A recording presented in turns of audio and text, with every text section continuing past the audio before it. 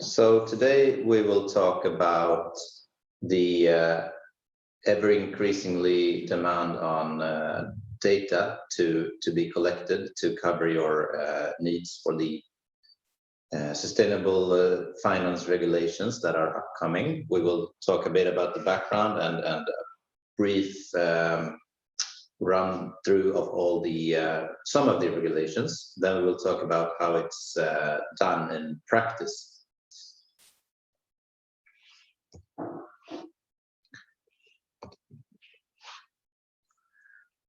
So yeah, we are Ethos, which you hopefully know by now. We have been working with sustainability for more than 15 years, and we're a team of 40 economists, engineers, lawyers, environmental experts, and more.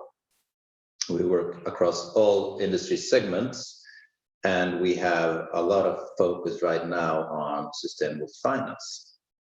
Yes, and within sustainable finance, we are offering several services, and to mention some, we are doing portfolio analysis and strategies, we're doing ESG research, risk analysis, and we're also working a lot with the EU action plan on sustainable finance, including the EU taxonomy and the SFDR. And we're also doing ESG due diligence when acquiring a new company or before making an IPO. Yes, and starting with the regulations then, we present an overview of the sustainable finance regulatory landscape. And to mention that this is not including everything on the market, as we have chosen to focus on the EU taxonomy, the SFDR, and the CSRD. And when we're talking about the EU taxonomy, it's a classification system for environmentally sustainable economic activities. And it's covering companies with more than 500 employees and of public interest, which often means that you are listed. And the SFDR, which is the Sustainable Finance Disclosure Regulation, it's a transparency regulation on how you are taking ESG into account, including disclosures and on sustainability risks and impacts. And share of investment in sustainable economic activities. And this regulation is covering financial market participants within the EU. And then we also have the CSRD, which is the Corporate Sustainability Reporting Directive, which then will replace the existing reporting regulation in the EU. And this regulation will cover companies with at least two of the following criteria, including more than 250 employees, 40 million euro in turnover, and or 20 million euro in total assets. And the picture to the right gives you a view of how this information is connected and shared within the different stakeholders on the markets. So let's say that you are an investing company and you might be covered by both the CSRD and the EU taxonomy. You are sharing this information with financial market participants, which is including insurers,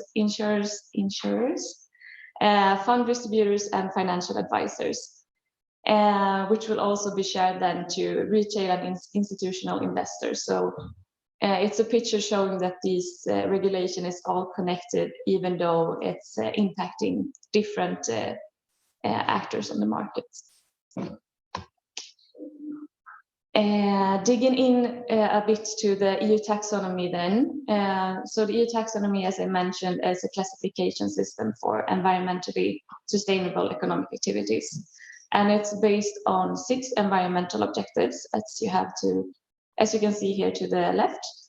You have the first 2 focused on climate change mitigation and adaptation, which is the 2 objectives that is finalized today.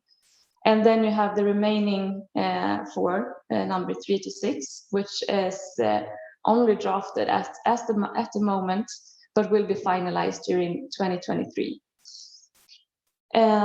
So in relation to these objectives, you have to follow a 3-step approach in order to assess if you are aligned with the EU taxonomy. And it first includes to understand if you could substantially contribute to one of the environmental objectives.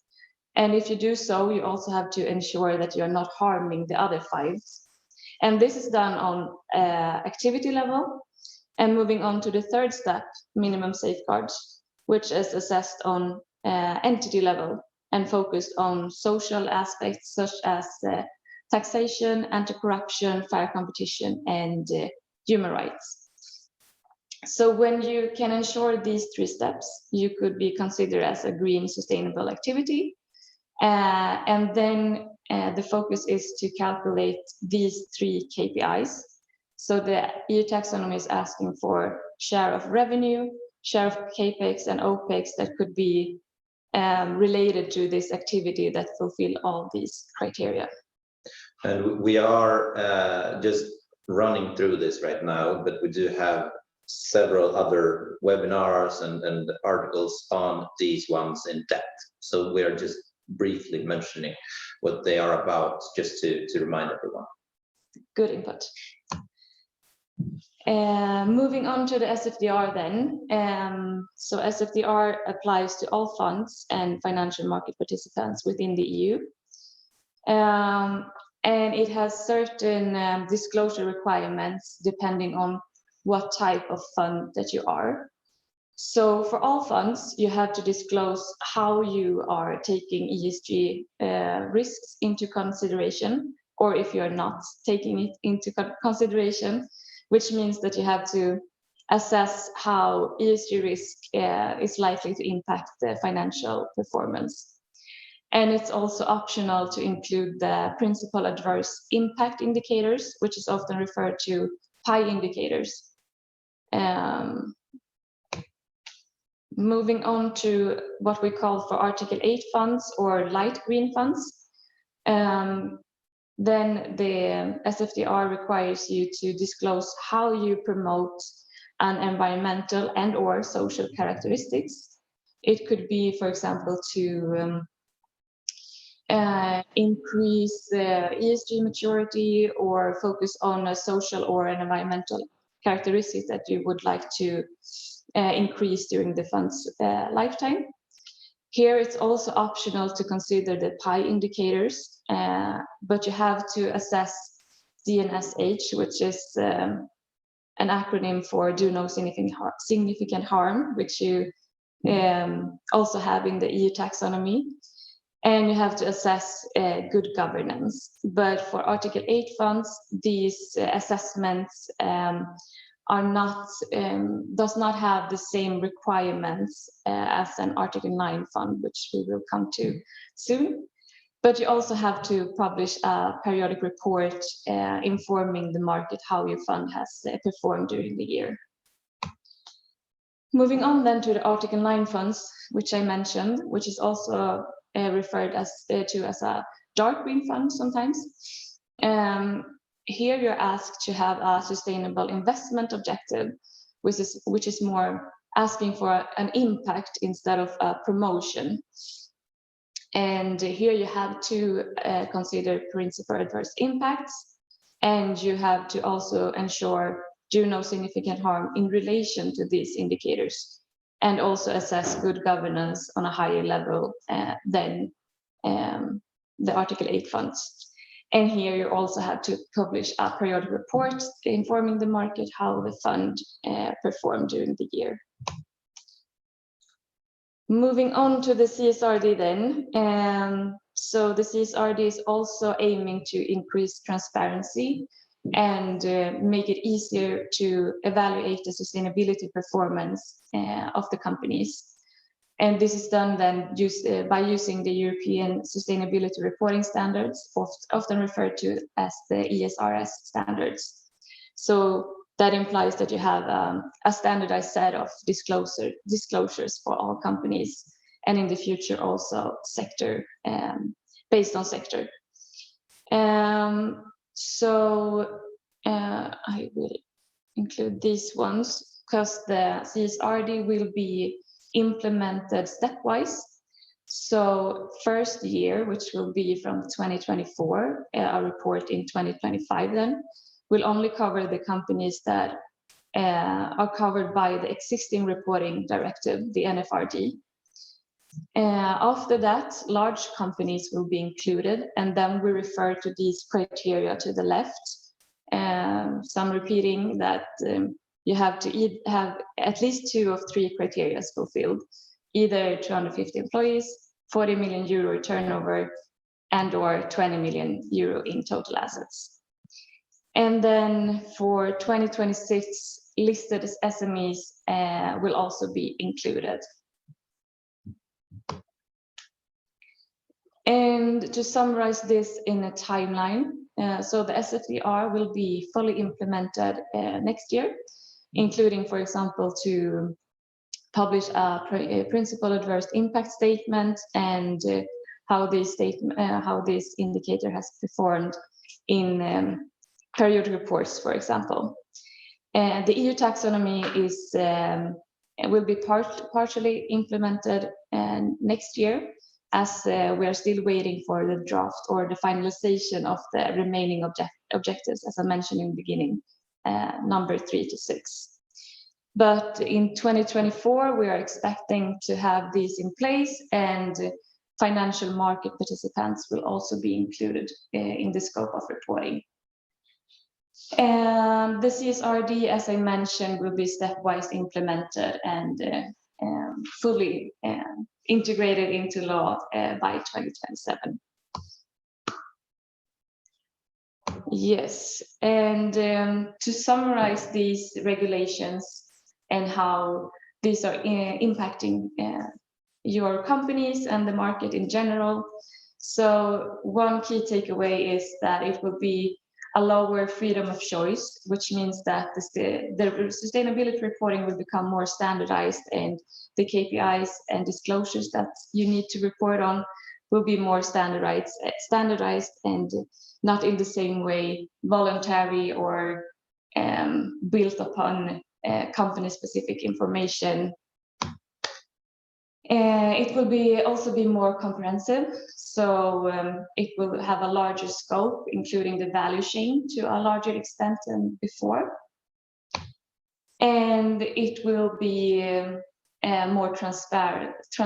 So all this regulation is asking for transparency and information that would be easier to compare to other companies or other funds, to make it more verifiable and traceable.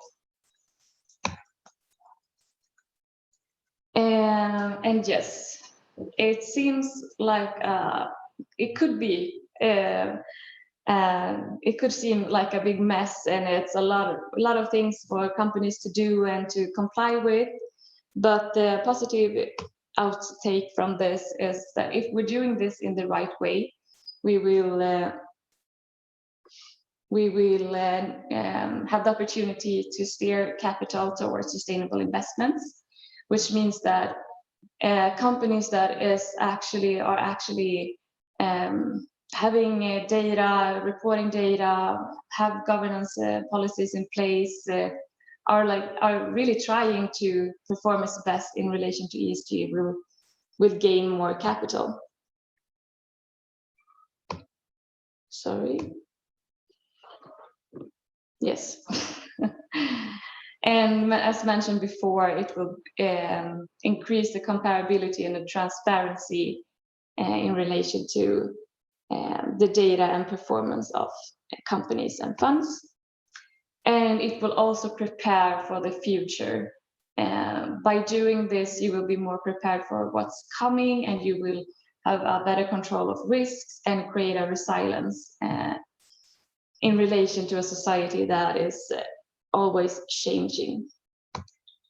Yes, and we're seeing that preparedness already. If you have been a GRI reporting company, for example, you have many of around, I would say, 80% of what is required by the CSRD already covered. So it's always good to be prepared for the upcoming regulations by doing things now. But this was all like the theory behind it. So now we're going to talk a bit more in how it's actually done in practice, and why we're talking about all of these in one session is because they all require some or many new KPIs and sets of data. They rely on data that is a bit more traceable and verifiable than before, and they are in many times new. So it's hard for you all to understand where to even start sometimes, but also how to collect the data, how to analyze the results. So if we look at some common pain points, first and foremost, just understanding. I mean, our webinars on the taxonomy has been super popular. We've had events, we've written articles because it's new. Almost everyone is affected by it, and it's really hard to even know if you're covered, how to interpret these really technical long documents of the EU. If I am a fund or financial market participant, what is covered by me, and someone else might have a different interpretation than yours. Like, where do we start? Do we need to do everything at once? Can we just start with some basic data collection the first year? Yeah. And then when it comes to actually collecting it, how to even understand what to collect. I mean, we will look a bit just briefly into some of the things we need to look at when doing a taxonomy and analyze, for example. It's really technical, it's really long documents, and if you've ever like experienced looking into the EU's documentation, you know that it's not always very straightforward. No. So a lot of time is taken up just understanding how to collect that data in accordance to the requirements. And what quality of data is needed. We have seen some softwares promising, taxonomy eligibility in a click, or like knowing the SFDR indicators for a complete country and thereabouts. And I mean, can you rely on that type of data? We don't think so, but yeah.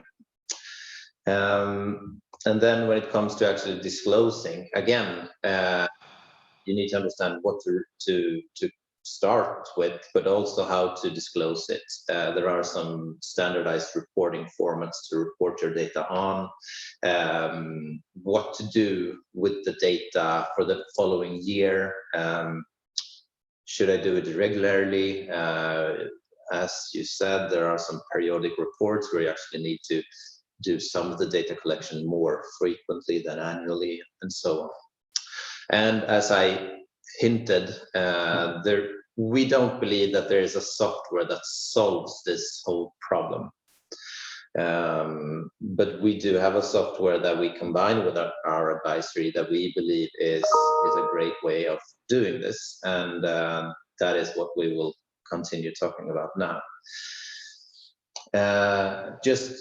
Just to remind you all, talking about the EU taxonomy, you need to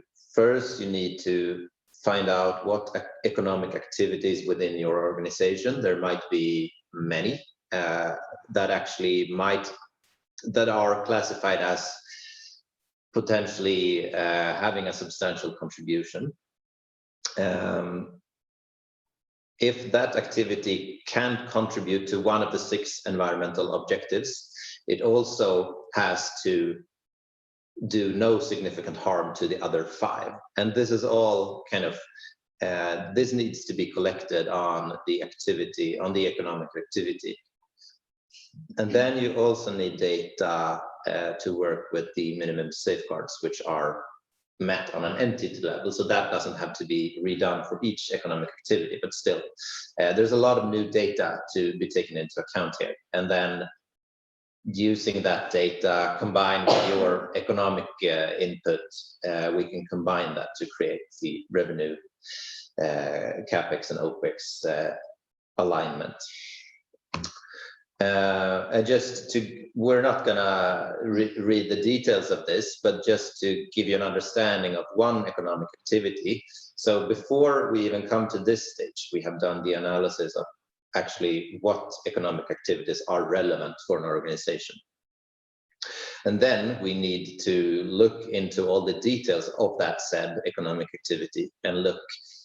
And these are all the, on the left side, these are all the substantial contribution criteria. So lots of technical details on the energy demand, air tightness, thermal integrity, and so on. There's a lot of interesting documents linked there if you were to actually read up on the details of each of these metrics. And then we also have to make sure that it doesn't make a significant harm to the other 5 objectives in this case, which is on the right side, which means that you can't affect the groundwater, or you can't affect the biodiversity in a negative way, and so on. And this is just one economic activity, just to give you an understanding of that, the fact that it quickly becomes really technical. So our kind of combined approach, which we've applied on multiple clients of ours, this is an example of the EU taxonomy, but this can be done for the SFDR, or if you have your own kind of fund requirements, or I mean, we come across different sets of requirements, but it basically entails a combination of our advisory with the software, because you both need the analysis part where you understand what is relevant, if you can scope something out, where to start, what KPIs are needed. Then you need to collect a tremendous amount of data. Sometimes the data is partly collected before, but in many cases it's completely new. So in this case, we would have, if I take the last slide as an example, this is data that would be needed to be collected per each economic activity. And then we take the input, we calculate it, we make a sanity check of it, and then we assess the compliance with all the regulations, and we deliver both your kind of current alignment when it comes to revenues, capex and opex, but we also stress that since this is new to everyone, we do not expect anyone basically to have this all figured out the first year. So this first kind of result is a great starting point, but we believe it needs to be combined with kind of recommendations on how to improve this going forward, both when it comes to data quality, but also when it comes to the initial analysis and so on. Yeah, I can just add there, related to the KPIs. It's not that we will have your financial data in our system. So in order to calculate the KPIs, we need to work together. Yes. So our platform is focused on like gathering all the data, and our expertise is to analyze the data. Yes. But as you understand, it's a lot of data that's and information that needs to be collected. And this is a way to doing it a bit smoother. Yeah, and I mean, we would have loved to provide a software that does it all in one click, but we haven't figured it out, and we haven't seen anyone else who has either. So it's a combination of our advisory, our software, and your input. Yeah. Yeah. And so we have developed the platform called Atlas, and where we both can coordinate big scale data collections across, let's say, if we take that previous example again with the 7.1, which is construction of new buildings, we could, for example, collect data across all your building projects. So all your projects would need to comply with the regulations for your activity to actually be aligned.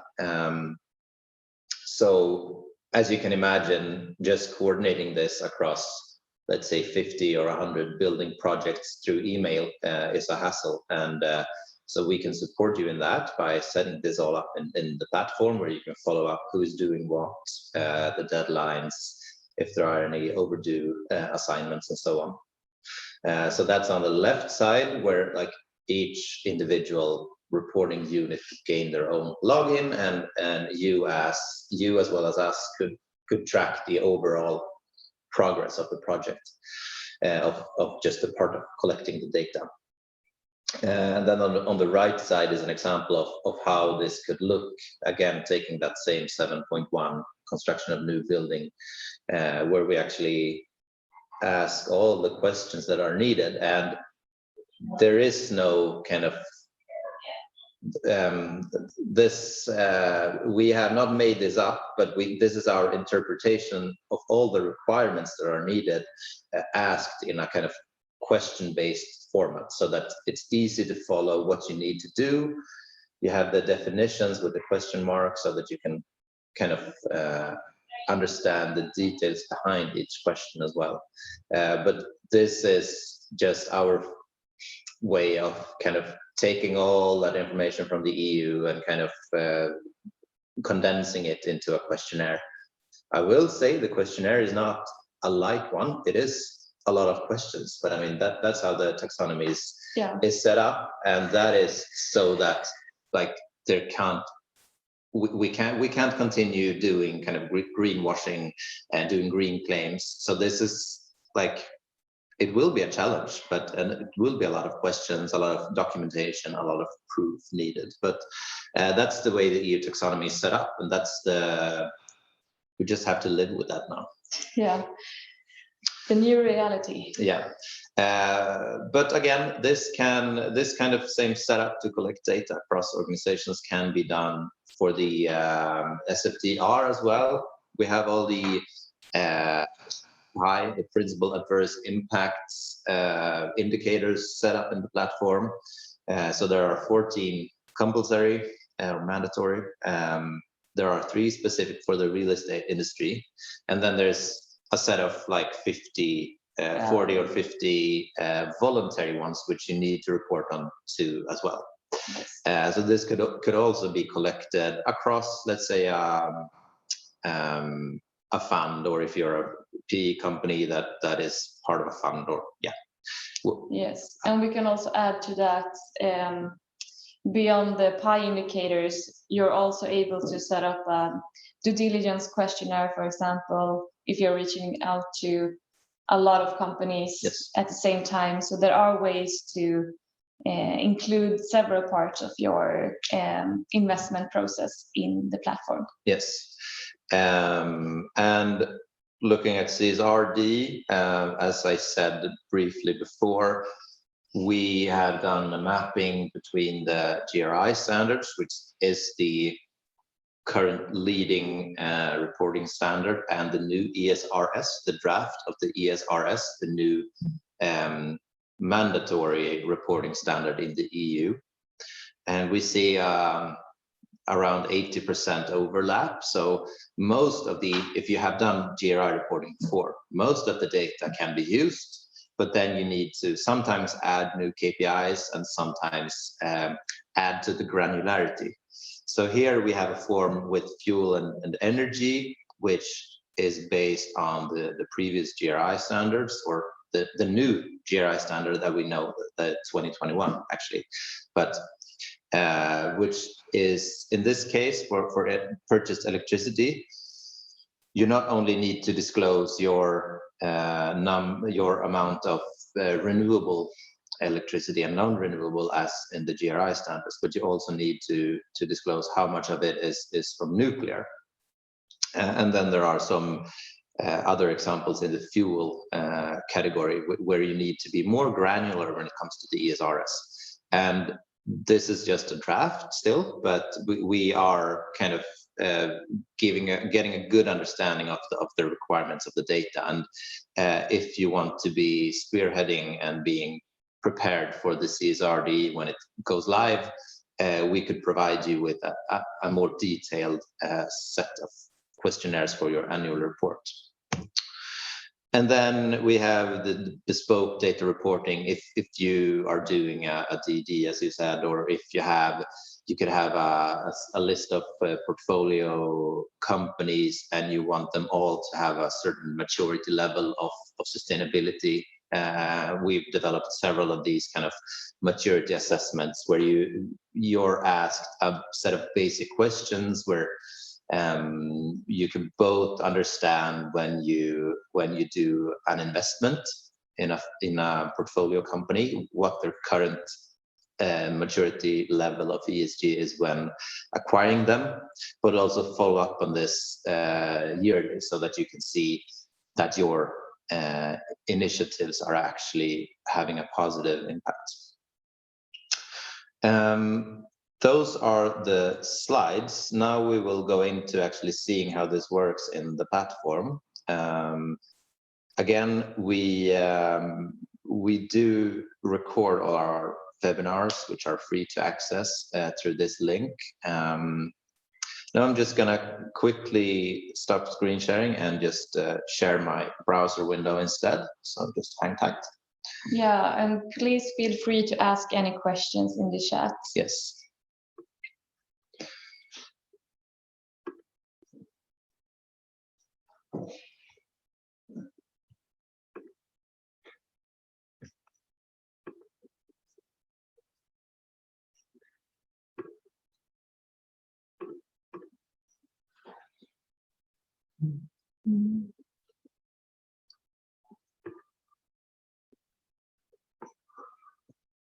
Sorry.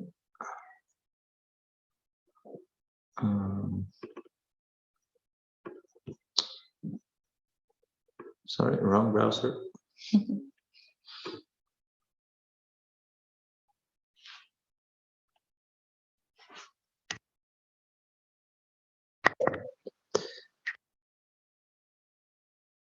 There we go. Sorry. So what we have here is a demonstration company set up, which is called Showcase.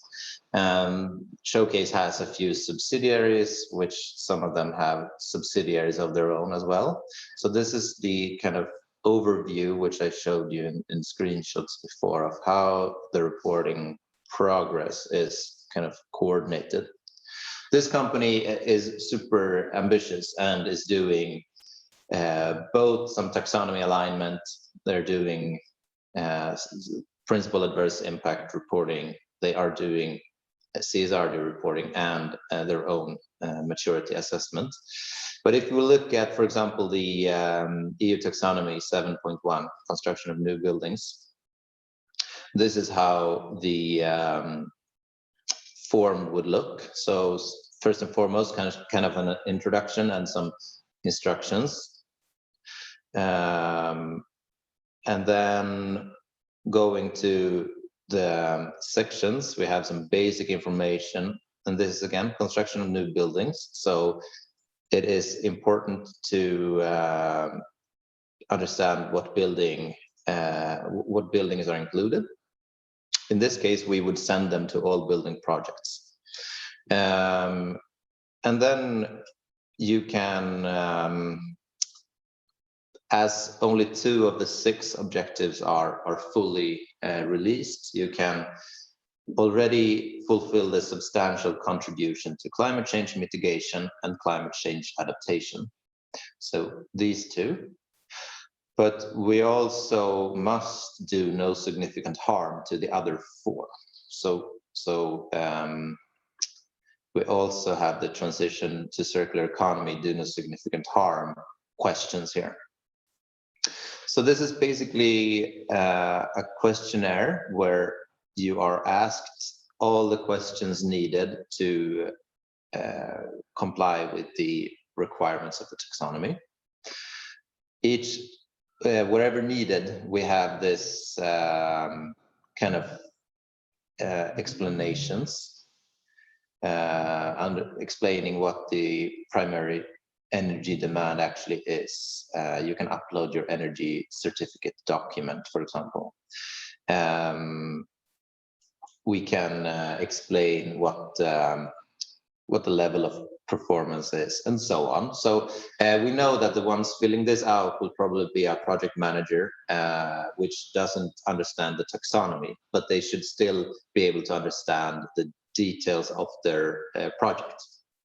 So basically filling this all out and adding any comments or supporting documents at the end.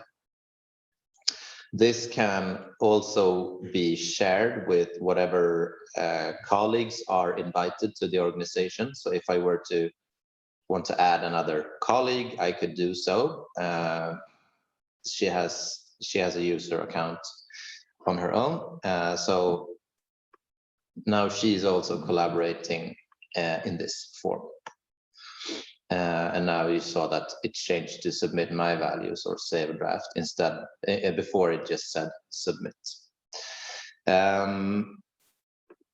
So that was the mitigation. This is the adaptation, which is more due to, in this case, climate risks, for example, and how building is prepared for that. And then the 4 different do no significant harm questionnaires. So basically a lot of information is needed, and you can just imagine doing this across an organization, doing this through like email, sending out Excel questionnaires, remembering who is doing what. I mean, it would take a massive coordination effort. So this would be combined then with first our initial assessment of what is needed and what activities are potentially eligible for you. And then we would collect all the data in this manner so that it's of the right kind of detailed level. And then we would do an analysis of this all with the data that is collected. And it will be delivered to you with both kind of the present state, but also what can be improved. Thanks. So if we close that form and go into the fuels and energy, this is basically, this form will meet the requirement to report on your scope 1 emissions, the GRI 3021, the 3051, and the ESRS disclosure requirement E1-533AI 1 to 4. And then in energy we have the same, but requirement number 5. So as you understand, it's quite a lot of overlaps here, but you need to understand the overlaps. In this case, we need to comply with the ESRS. We need to understand if you are running your cars on or burning fuel in anywhere across your organization from natural gas, for example.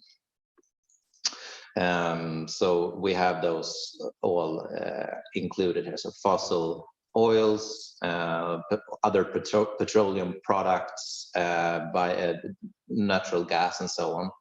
And then when it comes to energy, again, this section meets the requirements of scope 2 emissions reporting, both market and location based. The GRI 302.1, the 305.2, and the ESRS E1-533A5. And this is actually just the amount of nuclear power that is used in this case. Yes, am I missing anything? I don't think so. And if we go to the principal adverse impacts, we have divided them. These are the mandatory ones, and then we could also add the real estate if it was a real estate client, but also a selection of any of the somewhere between 40 and 50 voluntary ones, or you have to choose 2 of those. So those would be added to this as well, but this is the kind of 14 mandatory. So we have divided them into thematic kind of sections. So we have emissions and energy, biodiversity, water, waste, diversity, equality, and controversies.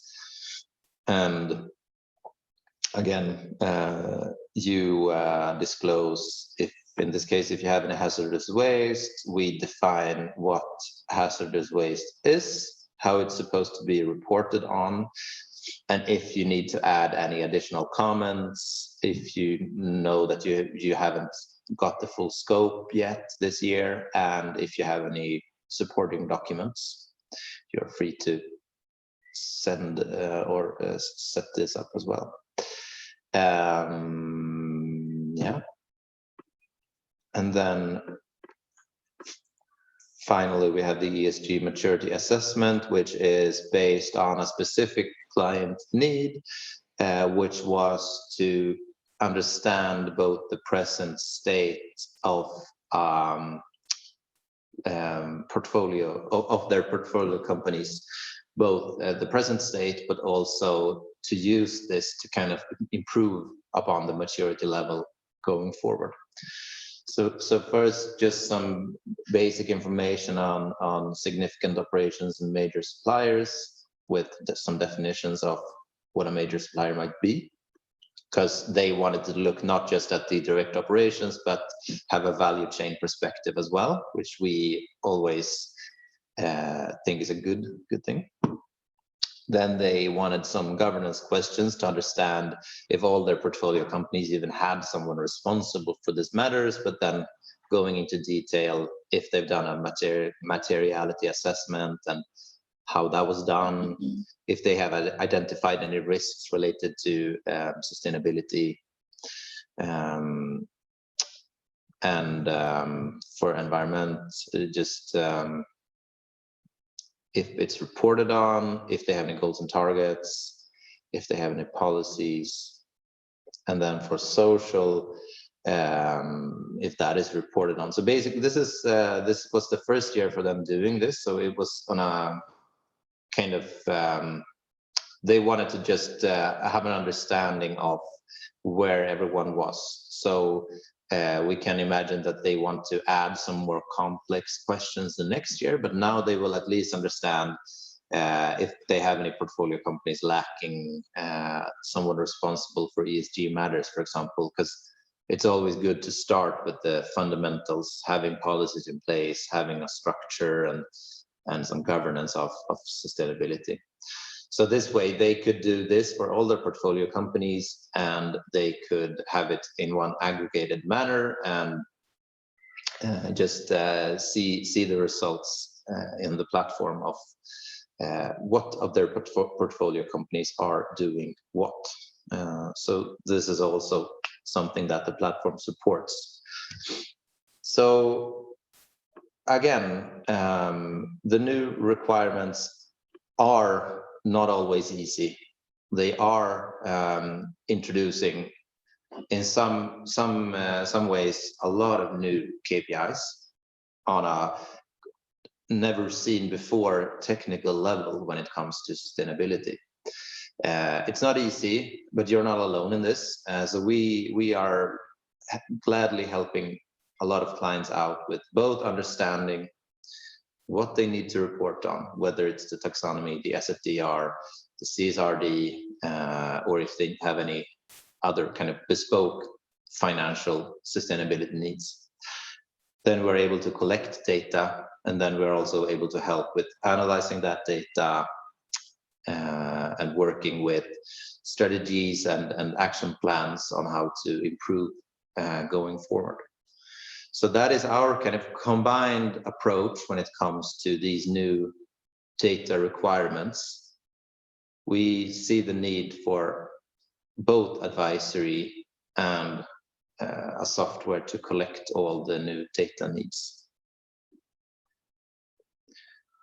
Yeah, that is great. Yeah. I think that's all from us, but we are happy to answer any questions that you might might have after sharing all this information with you. We can see we have a raised hand from Sagar. I'm not sure if we can. I think it has to be in written form, right? Oh, that was our hand. So I think you need to post your question in the chat. And if, I mean, this is probably a lot to take in, and if you have any questions that comes up when thinking about this, you can always feel free to just send us an email, call us, or just show up to any other of our events. Yeah. But Sagar, please feel free to email us. Do we have our emails somewhere? We don't, but you can go to our website and check them out, unless we have them anyway. No, we didn't add them. No. But it's always our names, including first name, last name, at ethos.se. Oh, great. We are sharing our emails in the chat.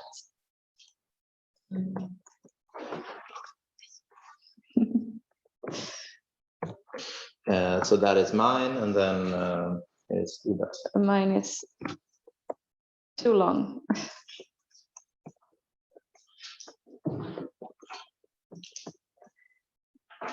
I think it's right. Yes. Yeah. All right. Oh, there we have. Okay, so we have the question. Scope 3 is 80% of the supply chain, and it's in global south. Why, how this impact not included? So if I interpret this correctly, you have a challenge with working with your supply chain, and it creates 80% of your emissions.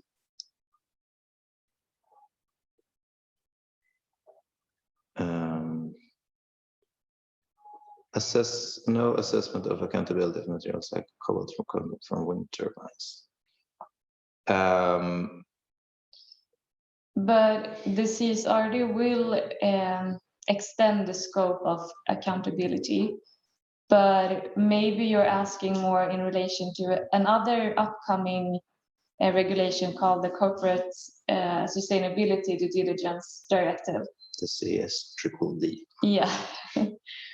So when that regulation enters into force, companies will be held accountable in a different way, and will also be obliged to do due diligence on environmental and social issues, or specifically human rights, covering the value chain.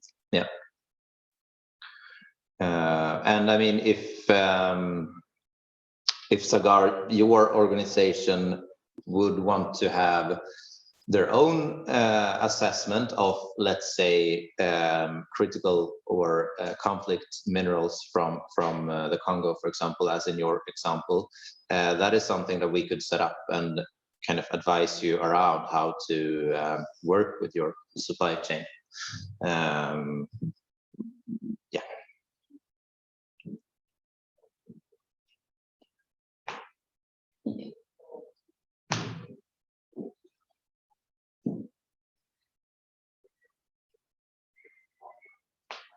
I mean, the upcoming regulations is a combination of things happening on the environmental side of things, but also on the human rights side of things. So we do have other regulations that we also work with, which are not included in this webinar, such as the doing so-called HRDDs, HRIAs, where you actually look at the social risks of your organization, including a value chain. You need to report on it in a transparent manner.